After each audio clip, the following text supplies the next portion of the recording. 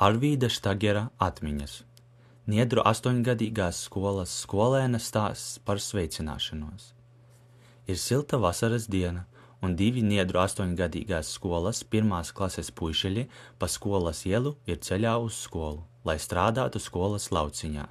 Te viņi pamana, ka pretī motociklā ar blakus vāgi brauc viņu audzinātāja. Viņi bija labi audzināti bērni un zināja, ka pieaugušie pretimnācēji ir jāsveicina, bet ko darīt, ja brauc ar motociklu? Kamēr zēni domāja, kā pareizi jārīkojas, motociklis ar audzinātāju jau bija pabraucis garām. Tā pagāja vasara, un smaidīgi otrklasnieki atgriezās skolā. Izrādās, ka audzinātāja nebija aizmirsusi vasaras notikumus ceļa.